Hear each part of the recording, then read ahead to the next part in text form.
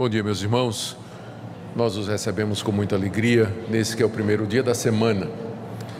É sempre um privilégio pelo qual nós devemos dar graças a Deus, esse de podermos iniciar a semana na sua casa, louvando ao seu nome, o buscando em oração e escutando a sua instrução. Eu sei que o mundo chama o domingo faz parte do fim de semana, mas para nós é o primeiro dia da semana. Na verdade, a semana começa hoje e nós a começamos aos pés do Senhor, louvando o seu nome, cantando louvores e sendo instruídos na sua palavra. Portanto, sejam todos bem-vindos, que o nosso Deus continue a falar ao nosso coração no restante do culto que nós oferecemos a Ele. Nós estamos no mês de janeiro, onde as classes de escola dominical se fundem numa classe só, classe única, que é dada aqui no templo. E durante esse mês de janeiro nós estamos estudando as religiões mais conhecidas e maiores do mundo. No domingo passado nós vimos, ou pelo menos as que exercem maior influência. Domingo passado nós vimos sobre o Espiritismo, hoje nós vamos ver sobre o catolicismo romano, no próximo domingo sobre o islamismo e no outro domingo sobre as testemunhas de Jeová, se não tiver uma mudança. Ainda estamos vendo qual a importância de falar sobre as testemunhas de Jeová. E então, pelas manhãs, o que acontece é que o culto e a escola dominical, na verdade, é uma coisa só. Hoje pela manhã nós teremos a celebração da Ceia do Senhor, que será feita logo em seguida ao estudo, e encerrada a Ceia do Senhor, encerrado o culto, nós vamos ter a oportunidade para o pinga-fogo, que é a parte de perguntas e respostas, em que vocês podem perguntar o que vocês quiserem. E eu farei uma promoção hoje, para cada pergunta uma resposta, certo? Então está em promoção hoje. Se você fizer uma pergunta, você terá uma resposta, nem que seja eu não sei, tá bom? Então isso será feito ao término do culto. Nós vamos celebrar a ceia depois do estudo, depois é que vem o período de perguntas e respostas. Vamos orar mais uma vez, pedindo que o nosso Deus nos oriente agora nessa parte de estudo. Sim, Senhor, nós te damos graças pelo privilégio de começar a semana aos teus pés, cantando louvores ao teu nome, lendo a Escritura, orando e também estudando. Pedimos ao Senhor que teu Espírito Santo continue conduzindo cada parte do que está sendo feito aqui nessa manhã. E agora nessa sessão de estudos, ó Senhor, pedimos que ilumines o nosso entendimento e que o Senhor nos fortaleça na tua verdade, porque é só ela que nós desejamos. Em nome de Jesus, amém.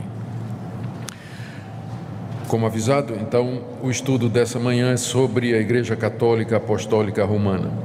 E nós começamos lembrando que o Brasil permite aos seus cidadãos a liberdade de consciência, de crença e de culto. Cada um tem a religião que quer. Portanto, aqui não se trata de bullying ou perseguição ou, enfim, qualquer outra coisa que contrariaria a nossa Constituição.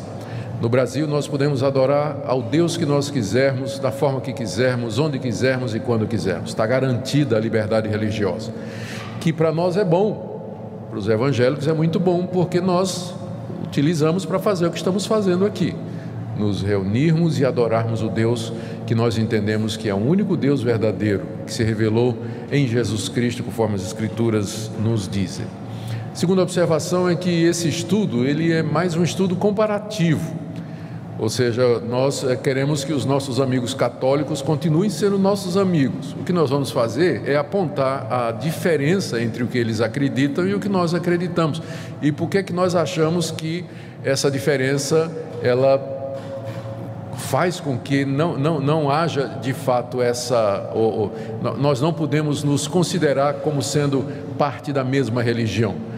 Há um movimento chamado Movimento Ecumênico que deseja que o catolicismo romano e as igrejas protestantes, elas acabem esquecendo as diferenças e andando juntas. Eu vou procurar mostrar hoje de manhã por que isso é impossível. Porque o catolicismo e as religiões, as igrejas que nasceram da Reforma Protestante, elas são absolutamente incompatíveis, não tem como conciliar as duas coisas, é o que eu pretendo mostrar no dia de hoje. Bom, O catolicismo não precisa de apresentação, eu tenho certeza que tem muita gente aqui que veio da Igreja Católica. Ainda é a religião com o maior número de adeptos no Brasil, que é considerado o maior país católico, ainda é a maior religião aqui, mas ela vem caindo. Em 1940, 95% dos brasileiros eram católicos. Em 1991, caiu para 83%. Em 2000, caiu para 73%. E no último censo, agora de 2010, o IBGE nos diz que apenas 64% dos brasileiros se declaram católicos, ou seja, tem tido uma queda constante a Igreja Católica em número de adeptos aqui no Brasil. E dessa porcentagem de 64% da população brasileira, apenas uma porcentagem bem menor é que é de fato praticante. Ou seja, considerado em números reais, alguns chegam a dizer que se os evangélicos, que costumam ser mais praticantes, assim o forem, no final, o número de evangélicos e católicos praticantes é mais ou menos pau a pau, né? Chega perto um do outro, e a diferença é que o número de evangélicos vem crescendo a cada censo que é feito pelo IBGE. A igreja evangélica vem crescendo no Brasil, e isso com a passagem de muitos católicos para essas igrejas, especialmente as pentecostais e neopentecostais. Deixe-me dar aqui um pequeno histórico do começo da Igreja Católica. Embora ela diga que começou com Cristo, na verdade, ela toma forma a partir de 324, com o decreto do imperador Constantino, que torna o cristianismo em religião oficial do Império Romano. E multidões então concorrem para a igreja cristã para ganhar o favor do imperador. E não se conformando com a pureza do evangelho simples, começou-se a acrescentar ritos pagãos e modificar doutrinas. Eu vou falar de alguma delas mais adiante. No século XI, na verdade em 1054, houve o grande cisma do Oriente. Foi a primeira grande divisão na igreja chamada católica. As pessoas geralmente pensam que a reforma protestante foi a grande divisão. Não. Bem antes já teve o chamado grande cisma do Oriente, quando os líderes da igreja católica em Roma, sede do Ocidente, e os líderes da igreja de Constantinopla, que era a capital do Oriente, eles discordaram com relação ao papel do Papa, que a essa altura já vinha crescendo. O Papa queria ser o pai de toda a cristandade, mas os cristãos do Oriente, com sede em Constantinopla, disseram: isso aí nós não vamos aceitar. E aí se excomungaram. O Papa de lá excomungou o Papa de cá, e o Papa de cá excomungou o Papa de lá. Então, as duas igrejas se dividiram com excomunhão mútua, e essa excomunhão foi levantada recentemente, em 1965. Então pararam de considerar excomungados e voltaram ao diálogo. Só para vocês saberem, os protestantes foram excomungados durante a Reforma Protestante, e nós não fomos ainda, não suspenderam ainda a nossa excomunhão, né? Então, nós somos excomungados da Igreja Católica, e essa excomunhão nunca foi suspensa, né? Então, essa conversa de irmãos separados, não.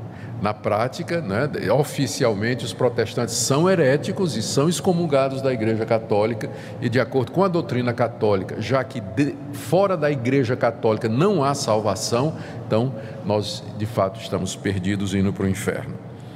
Mas a primeira grande divisão da Igreja Católica foi exatamente em 1054, e já por conta dessa questão do Papa, né? E aí veio no século XVI uma tentativa de reformar outra vez a Igreja. Havia muita insatisfação com a igreja, que a essa altura já estava organizada, o papado já estava funcionando plenamente, mas havia padres, sacerdotes, professores de teologia dentro da igreja que achavam que estava tudo errado, e a questão da venda das indulgências, né, vender o perdão. O Papa dava um documento escrito perdoando os pecados, e variava o quanto você podia pagar, e isso foi para construir a Catedral de São Pedro. Pedro, né, lá em Roma. Então os emissários do Papa percorreram a Europa toda vendendo as chamadas indulgências, né? O tesoureiro do Papa era o Tetzel. Ele dizia que quando a moeda caía tilintando no cofre, a alma saía voando do purgatório. Então Lutero não aguentou isso, né? Lutero e outros diziam, mas isso também é demais. E começou então um movimento de reforma querendo consertar essas doutrinas dentro da Igreja Católica. O movimento não deu certo para reformar a igreja de dentro para fora, e o Papa Leão alguma coisa excomungou Lutero e todos os que seguiam Lutero. Lutero então saiu da igreja e começou o movimento da reforma protestante na Europa no século XVI. E aí homens como Lutero, Calvino, Zwinglio, John Huss, eles se separaram e aí nasceu a igreja protestante ou reformada, de onde nós viemos. O ano que vem nós estaremos comemorando 500 anos desse movimento, 500 anos da reforma protestante. Bom, a Igreja Católica, logo em seguida, se reuniu em concílio na cidade de Trento, e durante 18 anos ela discutiu o que fazer diante do crescimento da reforma protestante em todo o mundo. E aí esse concílio, que é um concílio extremamente importante, é chamado o Concílio da Contra-Reforma, foi quando a Igreja Católica tomou posição com relação aos protestantes. Eles fizeram o seguinte: as principais decisões que eles tomaram: condenaram a doutrina protestante da justificação pela fé. O Concílio de Trento diz: maldito todo aquele que disser que o homem é justificado somente pela fé. Então, é maldito, é excomungado, anátema, né?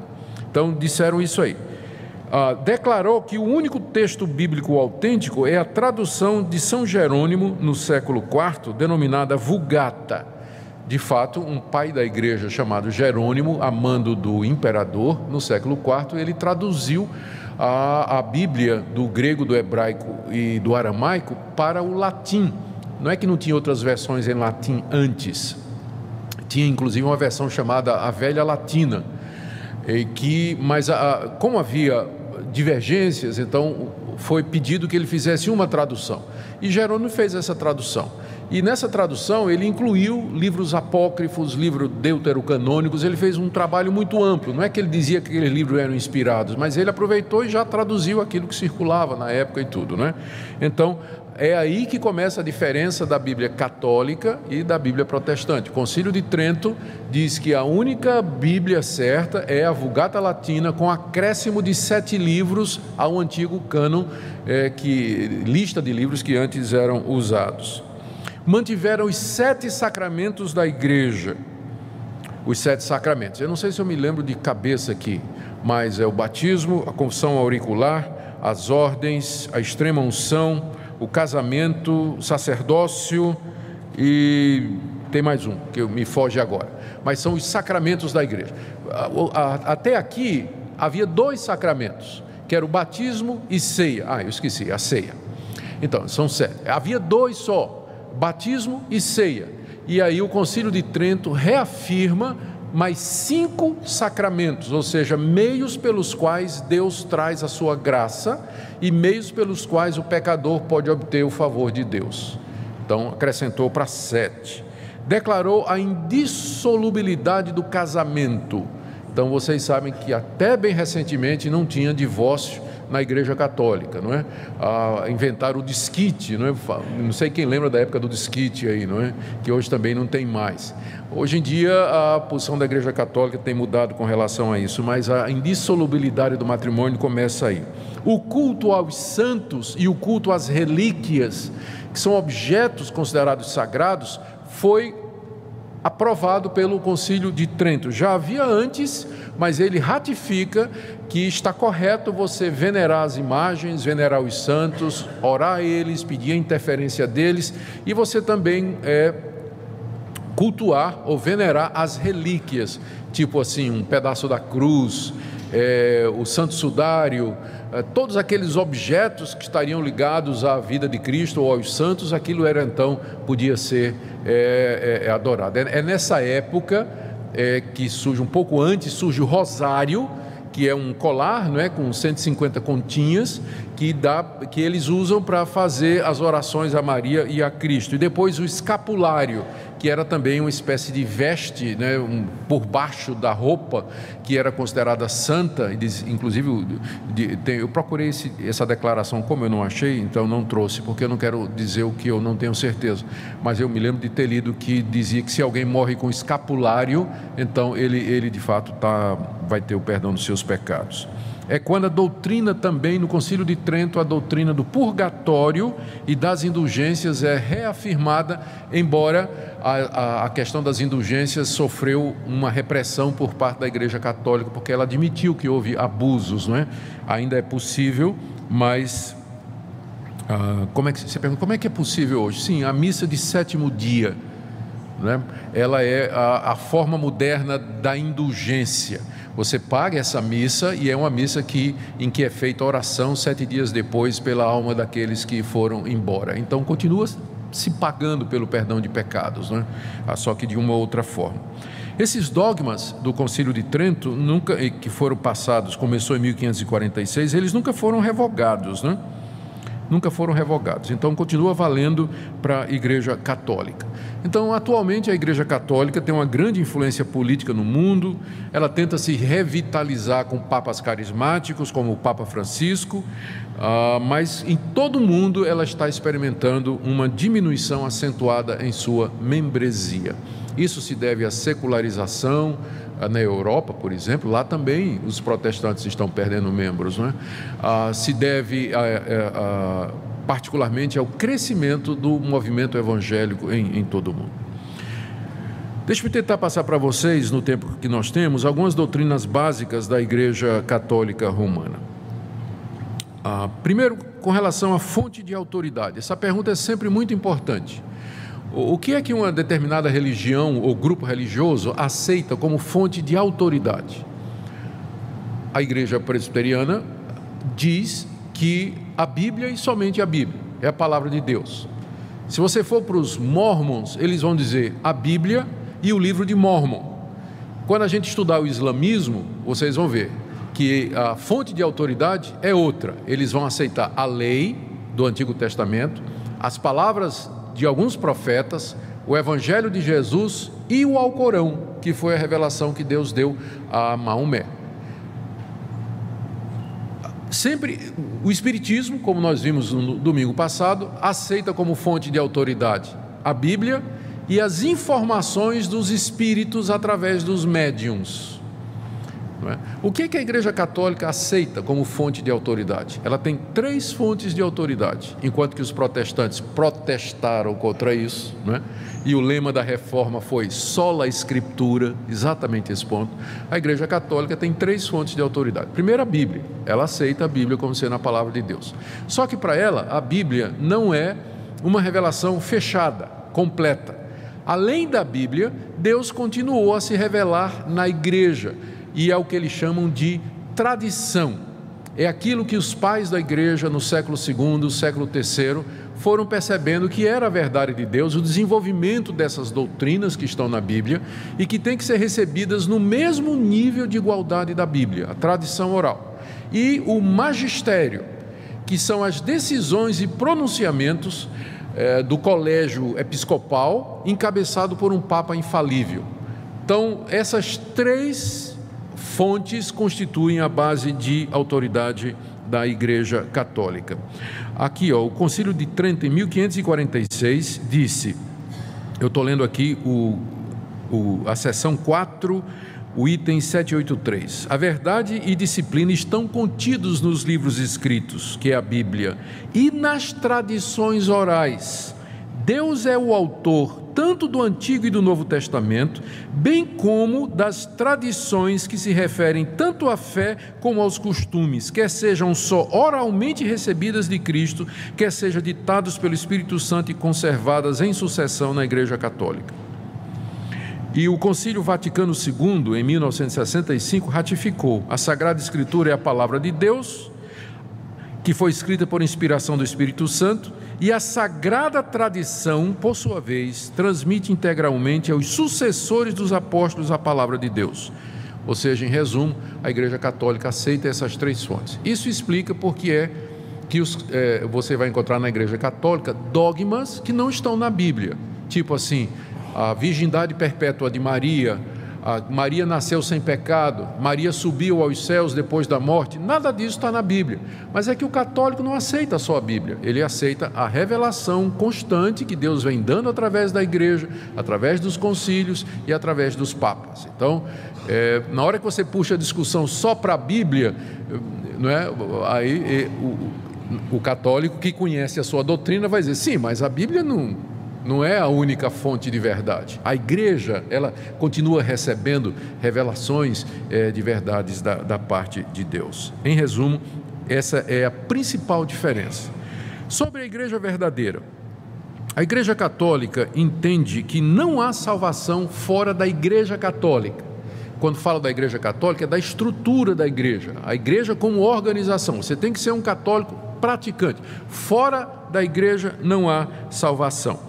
O Papa Pio IX, em 1864, declarou que a Igreja Católica é a única verdadeira religião e não há salvação fora dela.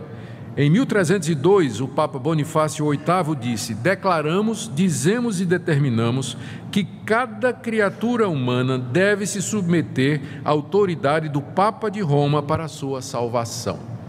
Então, quem não se submete à autoridade do Papa e nem participa da Igreja Católica, pela doutrina católica, essa pessoa está condenada. Não há salvação fora da submissão ao Papa e da membresia da Igreja Católica.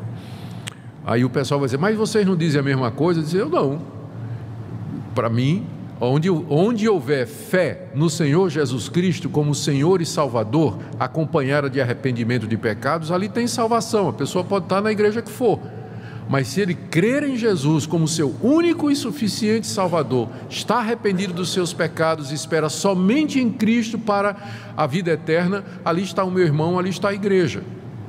Pode ser na denominação que for.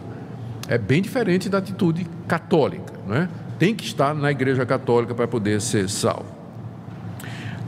Um outro ponto aqui, que é básico para a igreja católica, é a doutrina do sacerdócio dos padres. Nós vamos chamar de sacerdote, porque eles fazem uma distinção. Então, o sacerdote que é o padre, né? O sacerdote católico.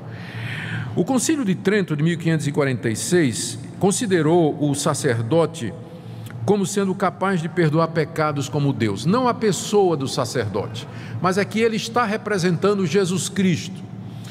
E essa doutrina católica do sacerdócio dos padres, o padre funcionando como mediador entre Deus e os homens, eles entendem que é uma continuação do sacerdócio do Antigo Testamento. No Antigo Testamento, Moisés estabeleceu pessoas, sacerdotes, que ofereciam sacrifícios sobre o altar e intercediam diante de Deus pelo povo. E se voltava para o povo e pronunciava a absolvição, o perdão de pecados. Eles entendem que o sacerdote católico exerce a mesma função, só que agora, em vez de sacrifícios, o sacerdote media a missa, é o santo sacrifício da missa. Então, em vez de ser o sacrifício de um animal, é o pão e o vinho, que são o corpo de Jesus. Então eles dizem, a doutrina católica diz, que pelas palavras do sacerdote, o pão e o vinho, a hóstia, né, se transformam no corpo de Cristo. Eles fazem inclusive uma diferença aqui, para dizer o seguinte, o que muda, eles aqui estão usando o pensamento de um filósofo grego chamado Aristóteles, que fez a distinção entre forma e essência, entre essência e acidente. Ele diz, quando o sacerdote pronuncia as palavras, isto é o meu corpo que é dado por vós, fazer isso em memória de mim, então o pão e o vinho continuam na forma, no acidente, da mesma maneira, mas a essência deles se transubstancia no corpo e no sangue de Cristo. Então de fato, Cristo está ali presente em corpo, cabelo, osso, nervo, sangue, músculo, ele está ali. A forma ainda é do pão e do vinho, mas a essência é literalmente a pessoa de Cristo. Então, o sacerdote é a pessoa que tem o poder de fazer esse milagre da transubstanciação. É o nome que a Igreja Católica dá ao que acontece durante a missa, a hóstia. Tanto é que depois que termina a missa, a hóstia e o vinho, eles são levados e preservados num determinado lugar. Não pode, é considerado como santo, né? Não pode, ou então é levado para um doente, ou enfim, continua com essas propriedades espirituais, não é? Enquanto que nas igrejas protestantes, evangélicas, o que nós entendemos é que é um símbolo. Cristo está presente espiritualmente, Ele está de fato presente, mas apenas espiritualmente e não fisicamente. Por isso que quando termina a ceia, a gente não tem nenhum cuidado especial com o pão e com o vinho, embora eu ouvi falar de um pastor que costumava colocar tudo num lenço, levava para casa e enterrava no quintal da casa dele, né? Para preservar o pão da ceia, né? Nós não temos essa prática, porque nós entendemos que a presença de Cristo é apenas espiritual e simbólica, Ele não está presente. Mas por causa da doutrina da missa da Igreja Católica, o sacerdote, ele tem essa super importância, porque ele é o homem, é a pessoa através de quem o pão e o vinho se transformam no corpo de Cristo, e então o fiel precisa do sacerdote. É por isso que fora da igreja não pode haver salvação, porque é na Igreja Católica que está aquele que transforma o pão e o vinho no corpo e na presença real, física de Cristo ali durante aquele sacramento. Também o sacerdote, não é? Aqui eu tirei uma citação de um livro católico que diz assim: sem os sacerdotes, a morte de Cristo não teria valia para nós. Pelas suas palavras, transformam um pedaço de pão em Deus. Então, essa a ideia, não é? E exatamente também por conta disso, é que o sacerdote, ele é capaz de perdoar pecados na confissão auricular. Ele pode declarar que os pecados daquele penitente que está confessando os seus erros no confessionário estão perdoados. O sacerdote é aquele que faz a extrema unção, que prepara o católico para a morte. A extrema unção, a última unção, é aquele momento em que ele então redime e perdoa os pecados daquela pessoa que está às portas da morte. Por isso, na Igreja Católica, o sacerdote, o padre, o ministro, ele tem essa posição elevada, enquanto que nas igrejas protestantes o pastor é um membro normal da igreja, né? O pastor não tem esses poderes, a não ser em algumas igrejas que apareceram por aí, que tem apóstolo que faz coisa do arco da velha. Mas nas igrejas protestantes reformadas, tradicionais, o pastor, ele é o ministro da palavra, ele ensina a palavra de Deus, é um irmão como outro qualquer, mas que recebeu os dons de pastorear, ensinar e pregar, e foi separado para esse ministério. Mas ele não perdoa pecados, não transforma, não tem nenhuma transformação que ocorre aqui. Eu não posso lhe ungir para perdoar pecados na hora da sua morte. Então a visão é completamente diferente da função do pastor na igreja e do padre na Igreja Católica. Sobre a Bíblia, como eu disse, eles aceitam a Bíblia como palavra de Deus, mas não como a palavra exclusiva de Deus e única de Deus. Eles têm, como eu disse, a Vulgata Latina, que é a versão oficial da Igreja Católica, e o Concílio de Trento acrescentou 7 livros aos 66 que eram recebidos como palavra de Deus: Tobias, Judite, 1 Macabeus, 2 Macabeus, Baruque, Sabedoria e Eclesiástico. Então, esse ponto aí nós já discutimos, não é? Sobre o Papa. A palavra Papa quer dizer pai. Na visão católica, os papas, eles são os sucessores de Pedro, que teria sido o primeiro Papa. E, portanto, tem a mesma autoridade que Pedro. O texto fundamental para essa doutrina católica é Mateus, capítulo 16, a partir do verso 13. Indo Jesus para os lados de Cesareia de Filipe, perguntou a seus discípulos: quem diz o povo ser o Filho do Homem? E eles responderam: uns dizem João Batista, outros Elias e outros Jeremias ou algum dos profetas. Mas vós, continuou ele, quem dizeis que eu sou? Respondendo Simão Pedro, disse: tu és o Cristo, o Filho do Deus vivo. Então Jesus lhe afirmou: bem-aventurado és, Simão Barjonas, porque não foi sangue e carne que te revelaram, mas meu Pai que está nos céus. Também eu te digo que tu és Pedro, E sobre esta pedra edificarei a minha igreja, e as portas do inferno não prevalecerão contra ela. Dar-te-ei as chaves do reino dos céus. O que ligares na terra terá sido ligado nos céus, e o que desligares na terra terá sido desligado nos céus. Essa passagem, de acordo com a Igreja Católica, é onde Jesus dá a Pedro o primado da igreja. Pedro é a pedra sobre a qual a igreja se ergue. Tu és Pedro, e sobre esta pedra, que é você, eu vou edificar a minha igreja. Então Pedro foi colocado por Cristo como fundamento da igreja, e Cristo disse para ele: eu vou te dar as chaves do reino dos céus. Essa é a razão pela qual Pedro, na teologia católica, quando ele nas imagens e nas figuras de Pedro, ele sempre aparece com um chaveiro, né? Com um molho de chaves pendurado no cinto. São Pedro é o porteiro do céu, né? Porque Jesus deu a ele as chaves do reino dos céus. Isso é o que a Igreja Católica ensina, tá, gente? Não estou concordando com isso, não. Estou apenas explicando. Então, Pedro teria total poder sobre a igreja, porque Cristo deu esse poder, deu as chaves e disse: o que você fizer no céu será, o que você fizer na terra será confirmado no céu. Deus confirma as decisões de Pedro e dos seus sucessores, que são os papas. Essa ideia, ela, na verdade, ela começa a aparecer no século II, mas muito tenuamente. É somente no século V, quando Leão I, que foi considerado o primeiro Papa, assumiu esse conceito. Então, é uma doutrina que data do século V. O primeiro Papa teria sido Leão I.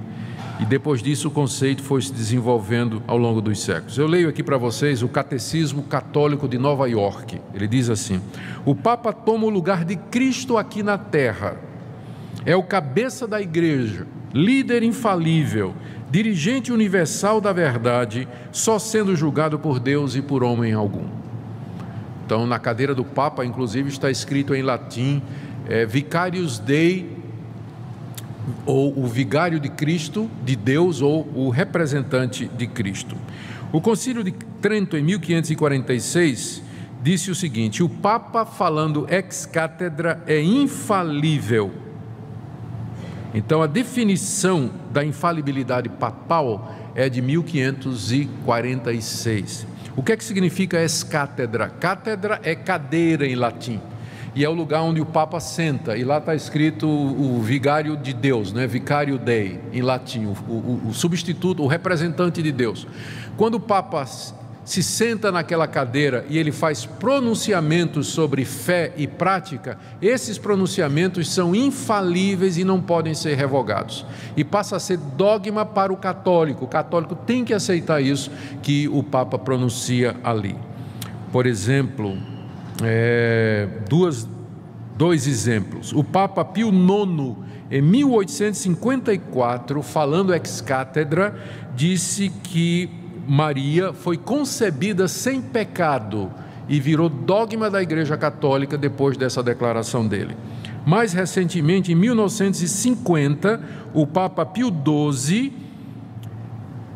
decretou a assunção de Maria, ou seja, Maria, depois de morrer, ela foi assunta aos céus, ela subiu aos céus, não é? Ela ressuscitou, seu corpo subiu até os céus, onde ela está intercedendo pelos pecadores.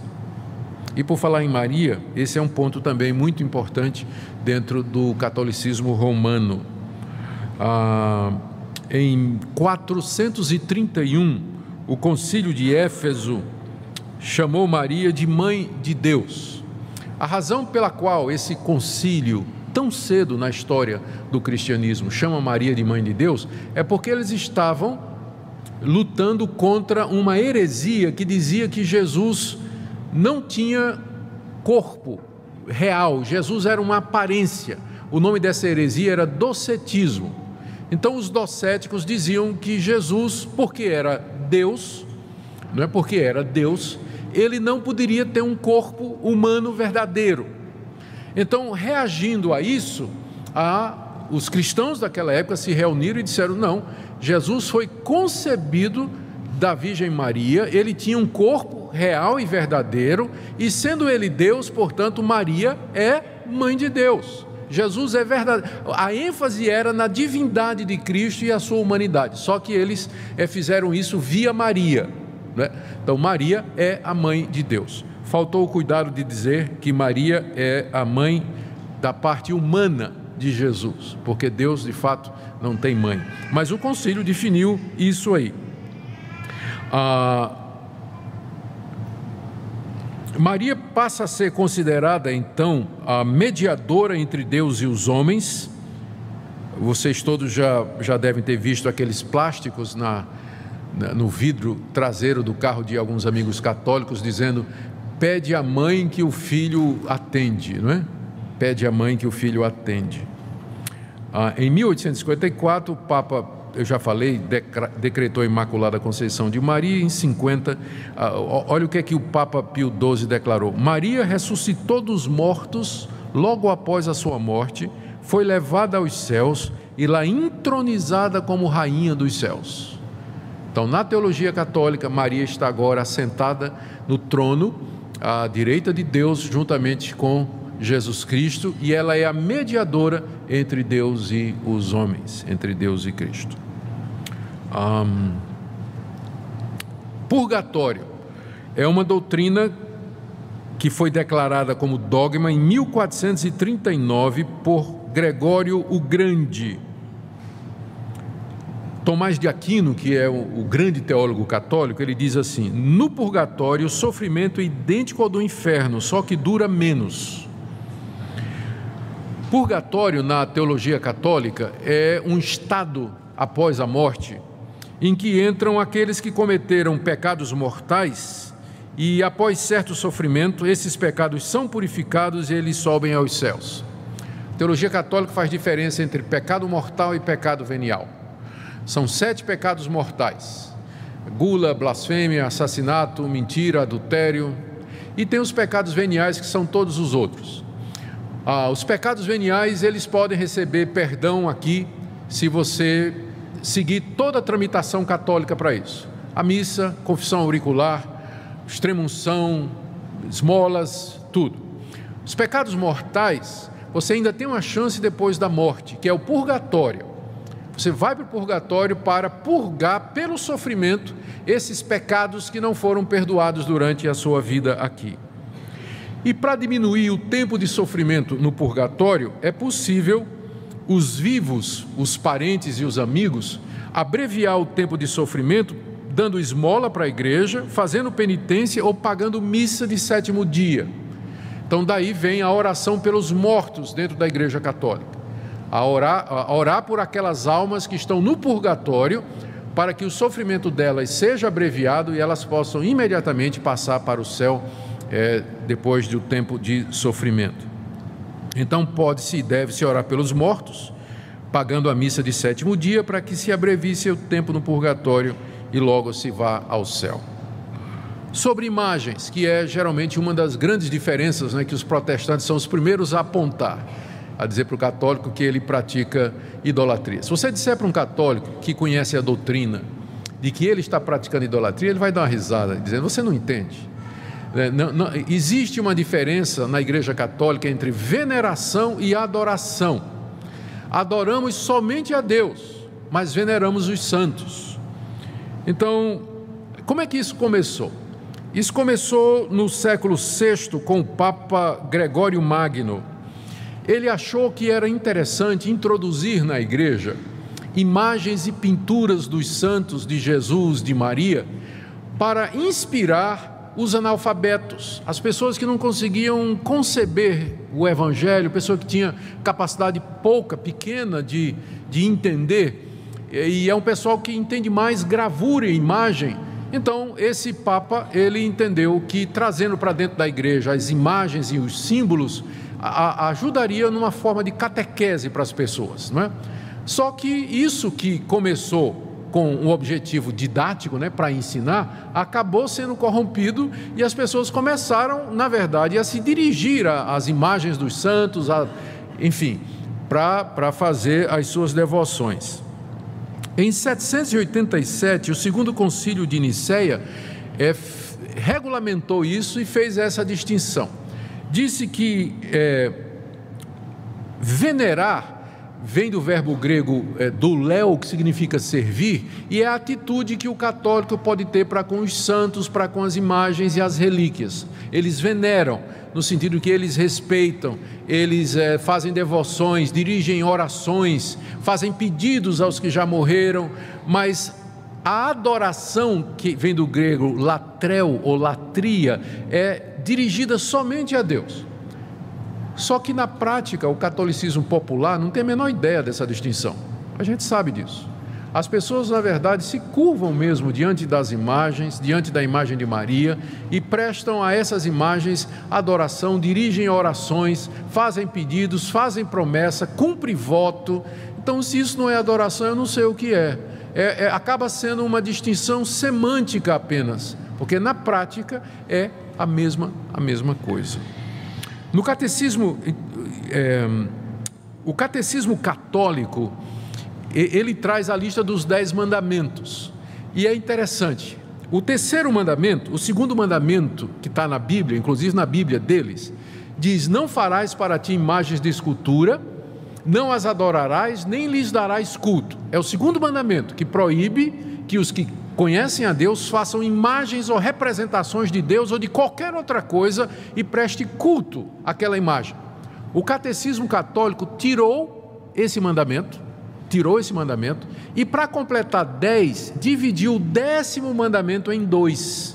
O 10º mandamento diz assim: não cobiçarás a mulher do teu próximo, não cobiçarás coisa alguma do teu próximo, nem o seu boi, nem o seu jumento, nem nada. O que é que o catecismo católico fez? Ele dividiu esse mandamento em 2. O 9º mandamento passa a ser: não cobiçarás a mulher do teu próximo, e o 10º mandamento passa a ser: não cobiçarás as coisas do teu próximo. Por quê? Porque tirou o segundo mandamento, que diz: não farás para ti imagem de escultura. Então, os 10 mandamentos no catecismo católico é diferente dos 10 mandamentos que você tem aqui, porque foi excluído o mandamento a respeito das imagens. Embora na Bíblia católica, na Vulgata, tenha. E, por fim, talvez a diferença mais importante é a justificação do pecador diante de Deus. Como é que a pessoa é justificada diante de Deus?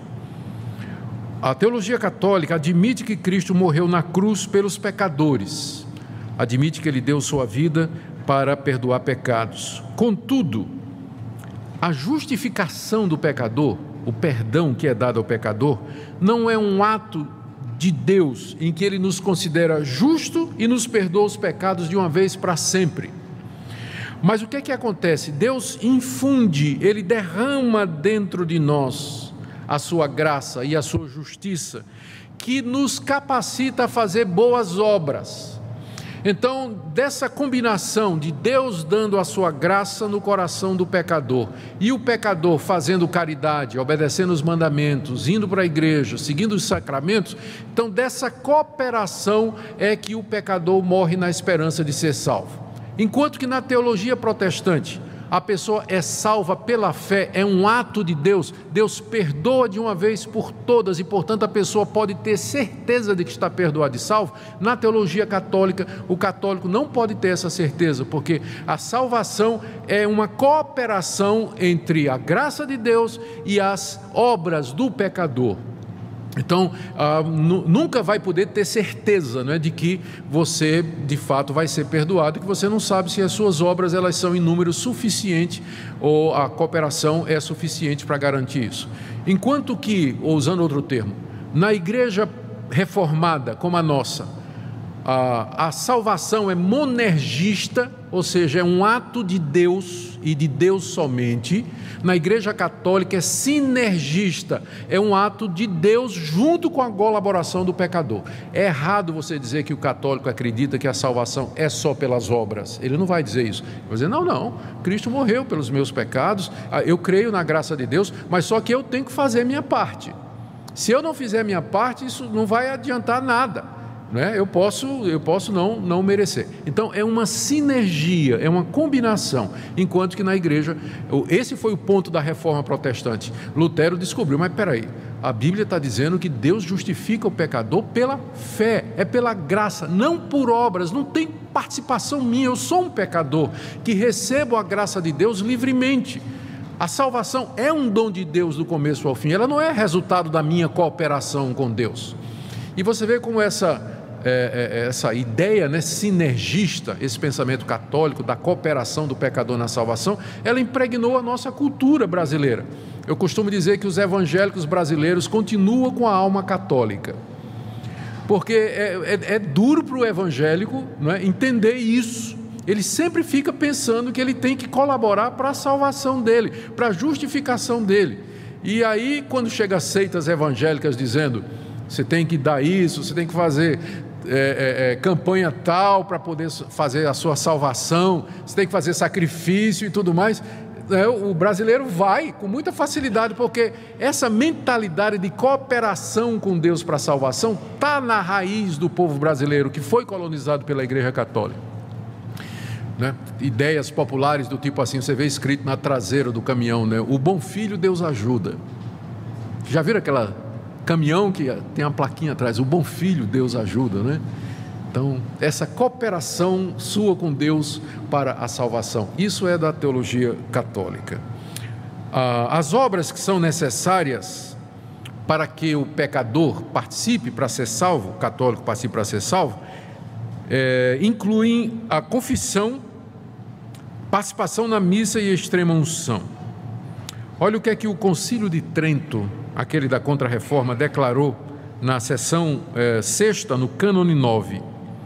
Se alguém diz que o pecador é justificado pela fé somente, significando que nada mais é requerido para cooperar a fim de obter a graça da justificação, que seja maldito. Ou seja, nós somos, de acordo com o Concílio de Trento, malditos, porque nós cremos exatamente nisso, que a justificação é pela fé. Cristo fez uma obra completa, não tem nada mais a ser feito a não ser humilhar-se diante de Deus, reconhecer que é pecador e receber gratuitamente o perdão completo que Cristo comprou na cruz por nós. Muito bem, estas são algumas das doutrinas fundamentais e principais da Igreja Católica. Em que é que os protestantes então divergem, não é? O que é que deu origem à reforma protestante, que vai fazer 500 anos, não? Por que essa diferença toda? Bom, primeiro com relação ao conceito de igreja e quem é o seu cabeça. De acordo com a Escritura, e eu quero aqui pegar Efésios, capítulo 1, Efésios capítulo 1, verso 22 e 23, falando de Cristo, o apóstolo Paulo diz que Deus pôs todas as coisas debaixo dos seus pés, e para ser o cabeça sobre todas as coisas o deu à igreja, a qual é o seu corpo, a plenitude daquele que a tudo enche em todas as coisas. E aqui no capítulo 5 da carta aos Efésios, verso 23, Paulo diz: o marido é o cabeça da mulher, como também Cristo é o cabeça da igreja. Cristo é o cabeça da igreja. E juntamente com estas duas passagens, há dezenas de outras no Novo Testamento que diz que quem é o cabeça da igreja é Jesus Cristo.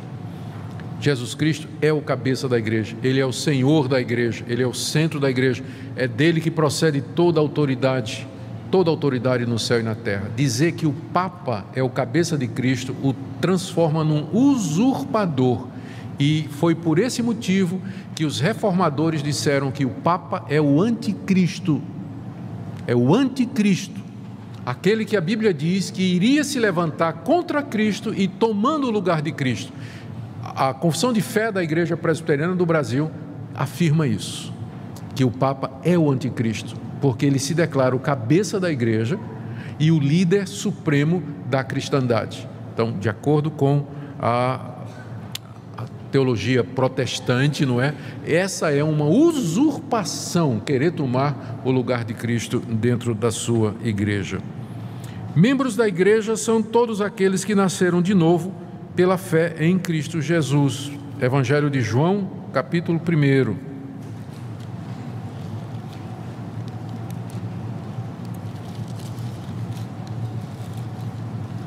João, capítulo 1, verso 11. Ele veio para o que era seu e os seus não o receberam.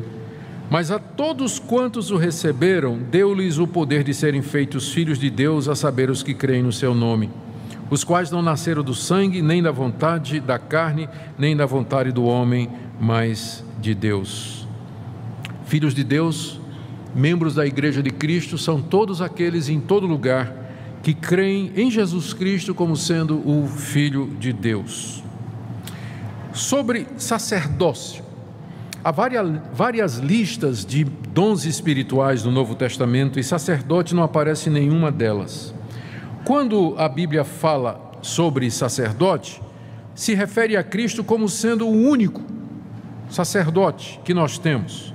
Hebreus, capítulo 7, verso 17, onde se refere a Cristo dizendo, citando o Salmo 110, verso 4, Tu és sacerdote para sempre, segundo a ordem de Melquisedeque. O que o autor da carta aos Hebreus está dizendo é que os sacerdotes do Antigo Testamento eram da tribo de Levi e faziam parte de uma ordem temporal. Eles foram constituídos durante um tempo para ministrar aqueles sacrifícios de animais que eram tipos e figuras de Cristo. Uma vez que Cristo veio, não há mais sacerdotes, pessoas que vão administrar sacrifícios como mediadores entre Deus e os homens, porque Cristo é não somente o sacrifício, mas Ele é também o sacerdote. Ele é aquele que é o mediador entre Deus e os homens. Por isso não tem mais a figura de sacerdote. Lá no livro de Apocalipse, capítulo 1, o apóstolo João se refere aos cristãos da seguinte maneira, verso 5. Começar no verso 4. João, às 7 igrejas que se encontram na Ásia, graça e paz a vós outros, da parte daquele que é, que era, que há de vir, da parte dos 7 espíritos que se acham diante do seu trono, da parte de Jesus Cristo, a fiel testemunha, o primogênito dos mortos e soberano dos reis da terra. Aquele que nos ama e pelo seu sangue nos libertou dos nossos pecados e nos constituiu reino, sacerdotes para o seu Deus e Pai, a Ele a glória e o domínio pelos séculos dos séculos. Amém. Aqui o apóstolo João nos diz que Cristo fez de todos nós sacerdotes. Todo cristão, ele é um sacerdote. Não acabei ainda. Vê 1 de Pedro, porque essa doutrina é importante aqui, para a gente entender. Na 1 de Pedro,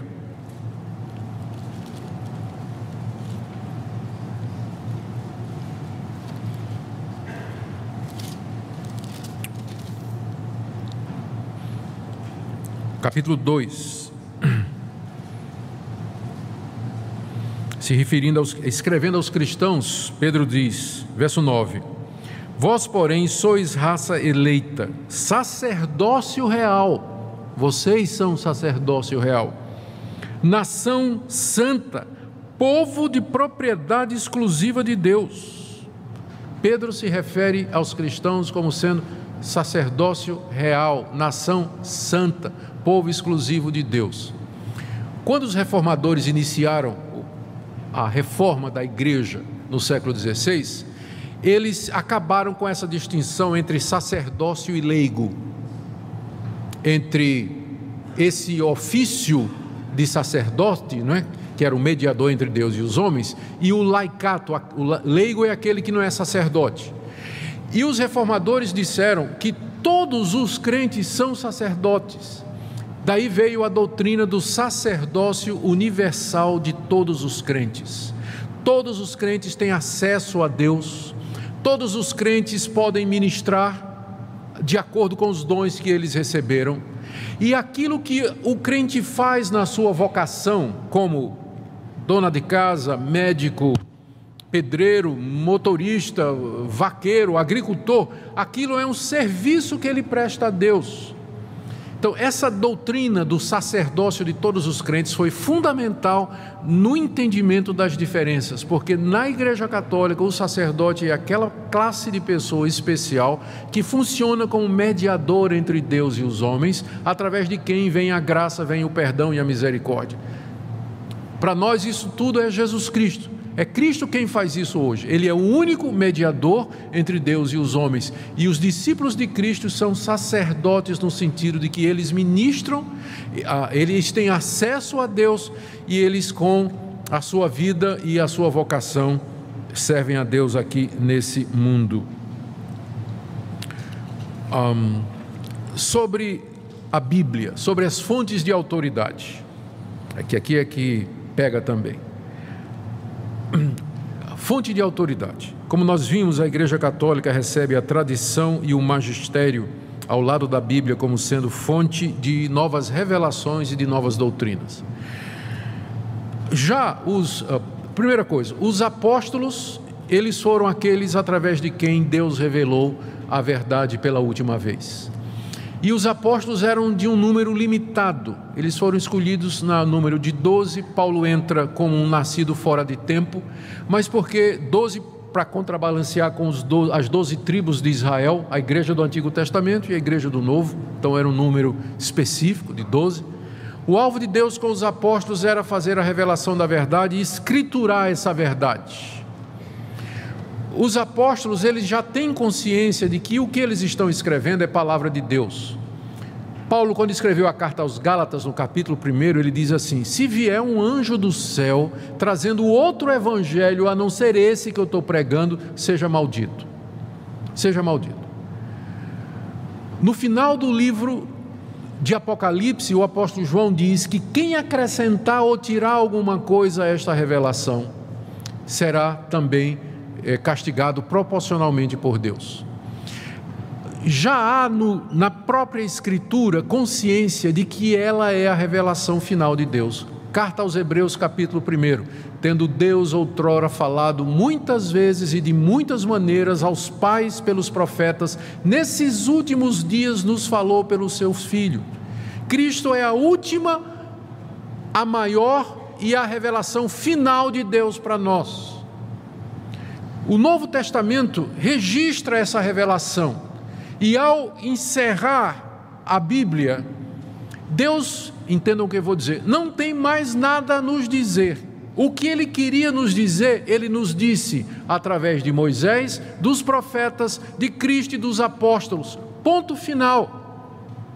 Já há consciência na Bíblia de que o que passar disso não vem de Deus. Os apóstolos já começaram a lutar com os falsos profetas. Quem eram os falsos profetas na época de Paulo, Pedro, João? Eram pessoas que diziam que tinham um novo entendimento ou uma revelação além daquela que os apóstolos estavam ensinando. Os apóstolos combateram ferozmente aquilo ali, dizendo: não tem, acabou. Judas, carta de Judas. Judas é irmão de Jesus, é o irmão de Jesus que escreve essa carta. Ele diz assim: eu estou escrevendo essa carta para encorajar vocês a lutar pela fé que de uma vez por todas foi dada à igreja. Já foi dada de uma vez por todas. Então o que vem além disso é de homens. É de homens. Então todas essas doutrinas que não têm base na Bíblia, que se desenvolveram ao longo da história, elas não foram desenvolvidas com base na Bíblia. Purgatório não tem base bíblica, Assunção de Maria não tem base bíblica, veneração de homens não tem base bíblica, purgatório não tem base bíblica. Foi desenvolvido depois e sem fundamentação bíblica alguma. Sem fundamentação bíblica alguma. Então essa é a grande diferença. Os protestantes disseram, os reformadores disseram há 500 anos atrás: nós temos de voltar para a Bíblia. Eles não estavam ensinando nada novo. Eles disseram: nós queremos voltar ao início de tudo, queremos voltar à fé simples, original da Bíblia e nos livrar de todo esse acúmulo de doutrinas que foram inseridas na igreja pelos papas, pelo magistério católico e pela tradição, que não tem fundamentação. Nós não queremos isso. Queremos voltar para a Bíblia. Então, essa é a grande diferença entre a Igreja Católica e a Igreja Protestante. É a questão da autoridade. Onde é que você baseia as suas doutrinas? Nós queremos dizer sola Escritura, somente a Bíblia. Mas a Igreja Católica vai dizer a tradição, o pronunciamento dos papas e o magistério da Igreja. Então, a diferença é muito grande, não é? Agora, vamos voltar lá para o outro ponto central, que é a interpretação de Mateus 16. Pedro é de fato o Papa? É isso que Jesus quis dizer? Mateus 16, verso 18, palavras de Jesus a Pedro: eu te digo que tu és Pedro, e sobre esta pedra edificarei a minha igreja, e as portas do inferno não prevalecerão contra ela. Dar-te-ei as chaves do reino dos céus, o que ligares na terra terá sido ligado nos céus, e o que desligares na terra terá sido desligado dos céus. Uma regra simples de interpretação bíblica é que você não forma doutrina a partir de uma única passagem. Como a Bíblia foi dada progressivamente e seus escritores são vários, você tem que ver como é que aquela verdade ela é apresentada em outras passagens da Bíblia. A pergunta é: o resto da Bíblia confirma que Pedro é o Papa, é a pedra, é o chaveiro do céu, infalível, a quem Jesus deu toda a autoridade? A resposta é um sonoro não. Não. Vamos conferir. Logo depois que Jesus deu essas palavras a Pedro, se a gente continuar lendo, olha o que é que nós encontramos. Verso 21. Nesse tempo começou Jesus a mostrar aos discípulos que era necessário seguir para Jerusalém e sofrer muitas coisas dos anciãos, dos principais sacerdotes e dos escribas, ser morto e ressuscitado no terceiro dia. Então Pedro, a quem Jesus já tinha dito: tu és Pedro, e sobre essa pedra edificarei minha igreja, darei as chaves dos céus, etc. Pedro, chamando-o à parte, começou a reprovar a Jesus, dizendo: tem compaixão de ti, Senhor, isso de modo algum te acontecerá. Mas Jesus, voltando-se, disse a Pedro: arreda, Satanás, tu és para mim pedra de tropeço. A pedra aqui é de tropeço. Tu és pedra, mas de tropeço, porque não cogitas das coisas de Deus, e sim das dos homens. Como é que né? Infalível ele não era, com certeza, né? Está na cara de que ele não era infalível. E para ser a pedra sobre a qual a igreja seria edificada, está uma pedra meio bamba, né? Meio incerta e meio insegura. Continuando, capítulo 18.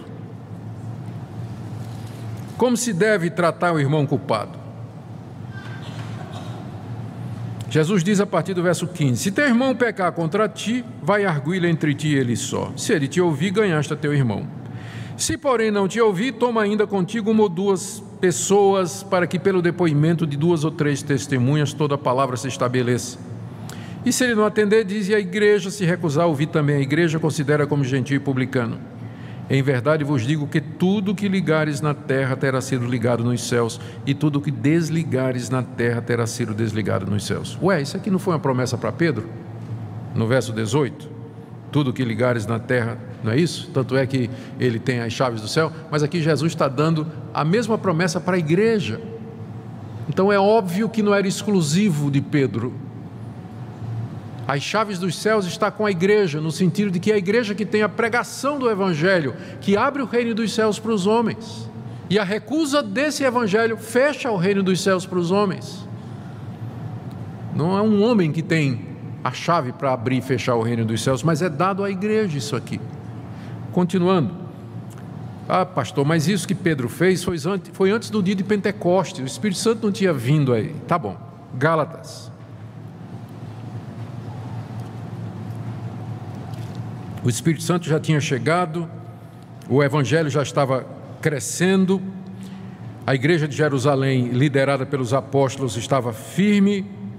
Olha o que Paulo conta em Gálatas 2, verso 11: quando, porém, Cefas, que é Pedro, veio a Antioquia, resisti-lhe face a face, porque se tornara repreensível. Pedro tinha dificuldade em aceitar que o não-judeu pudesse receber o Evangelho. Ainda era o ranço do legalismo judaico. E aí o que é que acontecia? Quando Pedro estava com os judeus, ele se comportava como judeu, mas ele queria que os gentios, ou pensava que era melhor que os gentios se circuncidassem, se tornassem judeus. Aí uma vez Pedro foi visitar Antioquia, que era uma igreja feita de não-judeus. E chegou lá, ele resolveu fazer o jogo. E sentou-se lá com os gentios e comendo com eles e tudo, tendo comunhão. De repente o pessoal diz: olha, está chegando uma turma aí da igreja de Jerusalém, aqueles judeus ortodoxos e tudo mais. Aí Pedro já começou a disfarçar. Ele não queria ser visto comendo com os gentios. Tirou o time de campo, ficou meio assim de canto. Aí Paulo chegou. Aí quando Paulo viu, Paulo esqueceu que Pedro era o Papa, né? E disse: por que você está fazendo essa incoerência? Gálatas 2.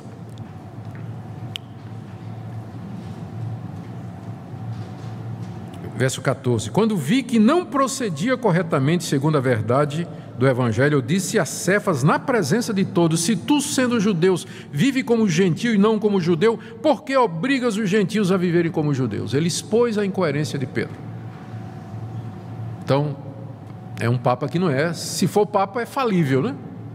Porque pelo menos há vários outros, há pelo menos 2 registros do erro. Mas vamos perguntar a Pedro quem é a pedra. A melhor coisa é isso, né? A gente ir direto na fonte e perguntar: Pedro, quem é a pedra então? Abra aí na primeira carta de Pedro.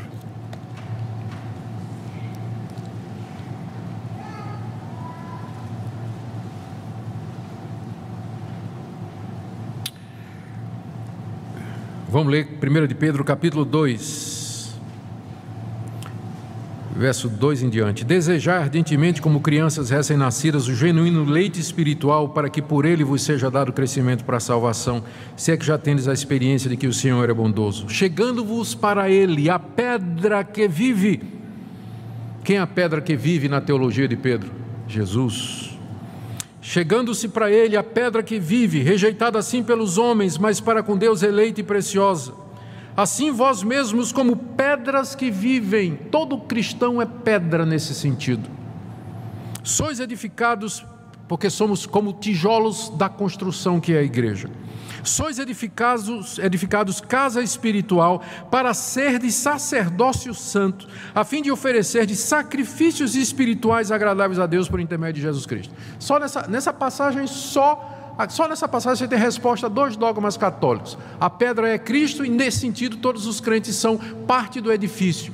E todos eles são sacerdotes que oferecem a Deus sacrifícios espirituais através de Jesus Cristo.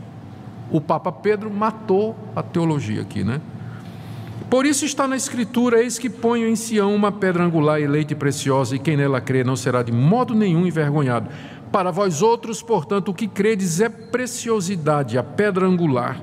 Mas para os descrentes, a pedra que os construtores rejeitaram, essa veio a ser a principal pedra angular, pedra de tropeço e rocha de ofensa. Cristo é a pedra sobre a qual está edificada a igreja. E para quem não crê, ele é uma pedra de tropeço. A pessoa bate e cai em Cristo. Ele é a pedra. Mas então o que Jesus quis dizer quando disse a Pedro: tu és Pedro e sobre esta pedra edificarei a minha igreja? A resposta é que a pedra ali não é a pessoa de Pedro, mas a confissão que Pedro tinha feito no verso anterior.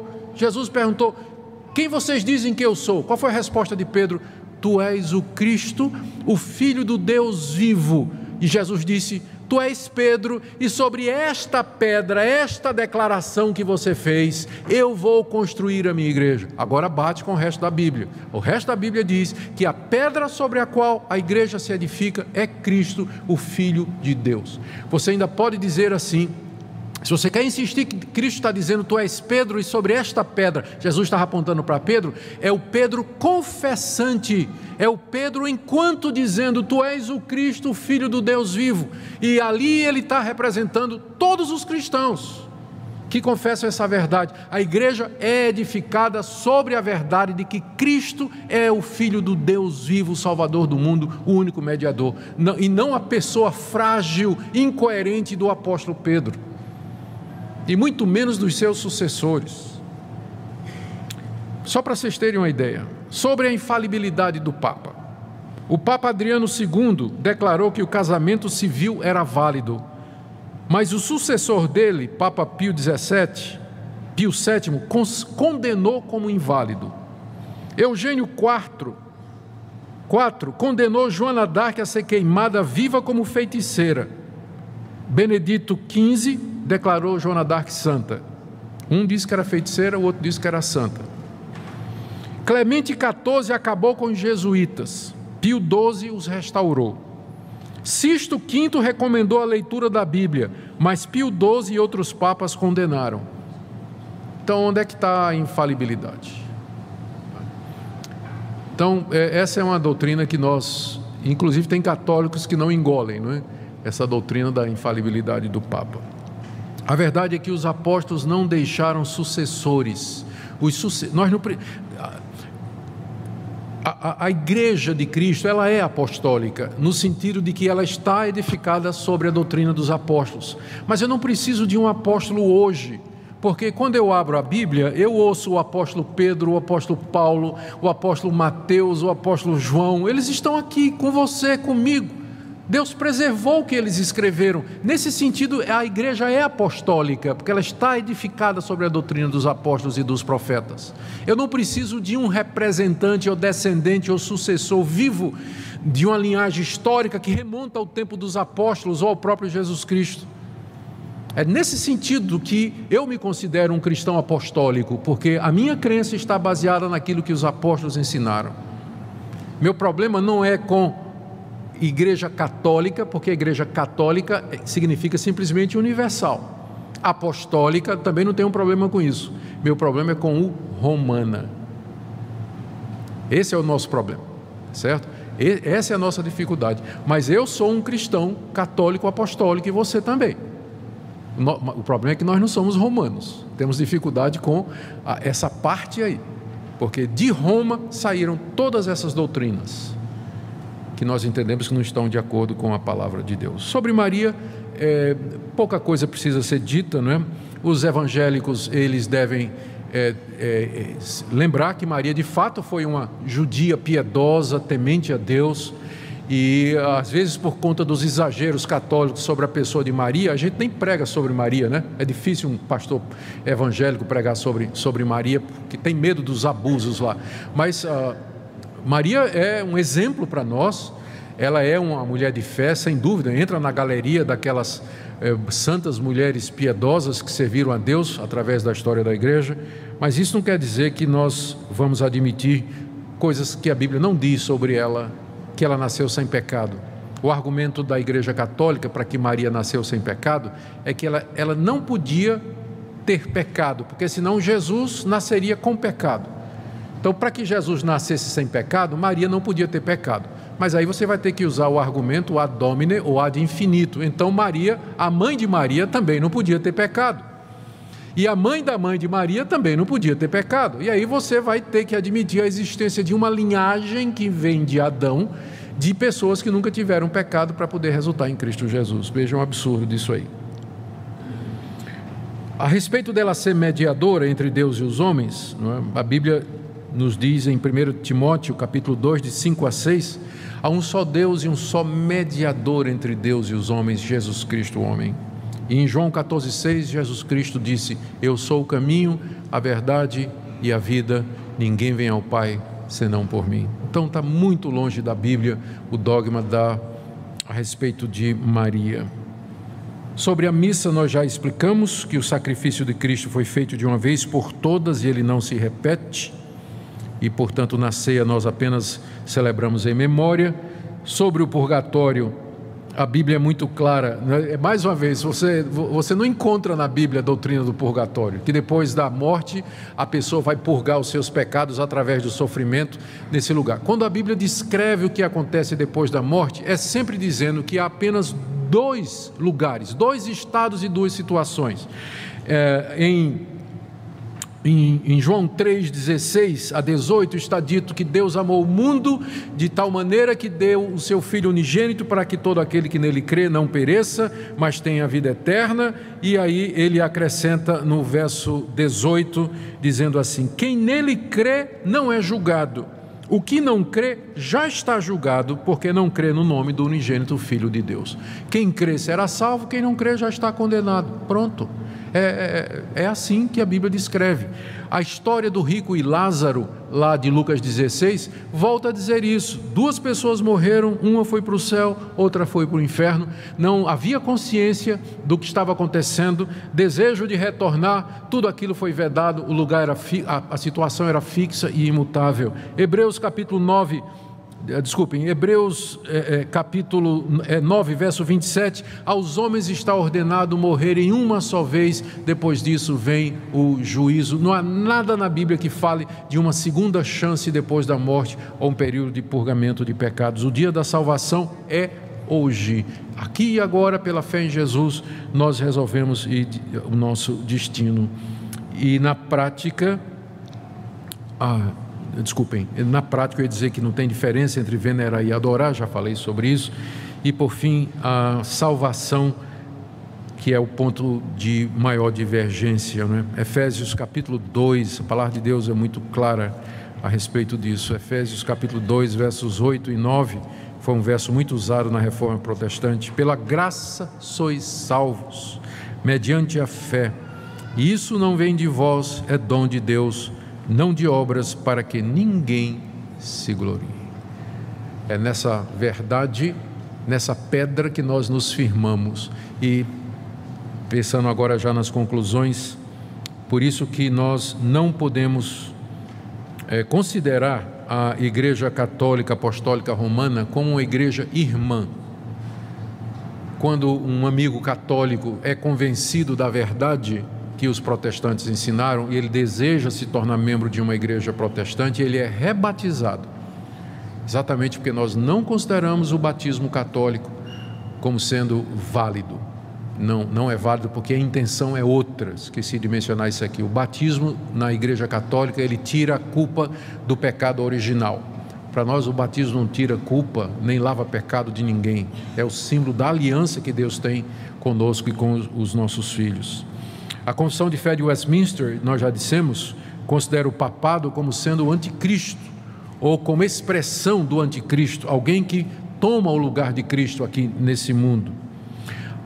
A Igreja Presbiteriana proíbe os pastores de realizar culto ecumênico com sacerdote católico. Então, não me convide na sua formatura, se você quiser um culto ecumênico, eu vou ter que ficar constrangido, mas vou dizer não, porque a Igreja Presbiteriana proíbe os seus pastores de participar de culto ecumênico, exatamente porque não considera a Igreja Católica como sendo uma igreja irmã, uma igreja que seja irmã. Quer dizer então que não tem crente verdadeiro na Igreja Católica? Não, eu não estou dizendo isso. Na verdade, eu creio que tem. Pela graça de Deus, eu creio que há pessoas dentro da Igreja Católica que já entenderam, mas aí eles não vão se sentir muito bem em casa, lá, né? A pessoa que entendeu que ela foi salva pela graça, pelo sacrifício completo de Cristo, e ela crê somente em Jesus Cristo, ela vai começar a se sentir incomodado com a veneração aos santos, a relíquia, a ênfase em Maria como mediadora, a exortação para que seja submisso ao Papa e aceite esses dogmas, né? Pode até haver, eu creio que há gente que crê de fato em Jesus e somente em Cristo para a sua salvação na Igreja Católica, mas eu acho difícil compreender como é que ele se sente confortável quando ele ouve estas outras coisas que são tão contrárias àquilo que ele acredita, que Cristo e somente Cristo é o Salvador, que Padre não perdoa pecado, confissão não perdoa pecado, extrema unção não perdoa pecado. Quem perdoa pecado é Deus mediante Jesus. Quando eu me arrependo e creio nele, confesso os meus pecados e peço perdão. Então, como dissemos, no Brasil há liberdade de crença, não é? Todo mundo acredita no que quiser. E aqui não se constitui nenhum embaraço ou bullying, não é? Dos nossos amigos católicos, apenas explicando as diferenças que há entre aquilo que nós cremos e aquilo que a Igreja Católica acredita. Vamos orar. Nosso Deus, nós não queremos apenas um debate de opiniões, mas nós queremos ficar firmes na verdade. E nós entendemos que essa verdade está revelada na Bíblia. Nos ajuda a entender a Bíblia com clareza, a não acrescentar nada e que tudo que nós façamos tenha fundamentação na Bíblia, porque ela é a tua palavra, palavra de Deus, como espada, martelo, rocha, fogo, escudo, lâmpada. São todas essas figuras que ela usa para nos dizer da sua importância e da sua exclusividade. Pedimos, nosso Deus, que nos perdoe quando fomos além da Bíblia ou ficamos aquém do que ela ensina. Nós queremos pedir também quando, às vezes, temos sido intransigentes com aquelas pessoas que não pensam como nós. Nos ajuda a amar e a mostrar a verdade em amor. E nós oramos por aqueles que estão aqui nesta manhã e que ainda não compreenderam a verdade simples do Evangelho, que teu Filho Jesus é a pedra, a rocha, quem nele crê não será envergonhado, e que nele há plena e completa salvação. Ajuda os nossos filhos a entender a importância da igreja, da classe de catecúmenos, da doutrinação. Senhor, não é por causa da instituição, por causa da figura da igreja, mas porque nós queremos a verdade, queremos te servir dentro da verdade. Tu procuras aqueles que te adoram em espírito e em verdade, e é isso que nós queremos ser e fazer. Agora, Senhor, quando vamos celebrar a ceia, dê que seja um momento de confirmação na verdade daqueles que creem e de despertamento para aqueles que ainda estão em dúvida. É o que nós te pedimos em nome de Jesus.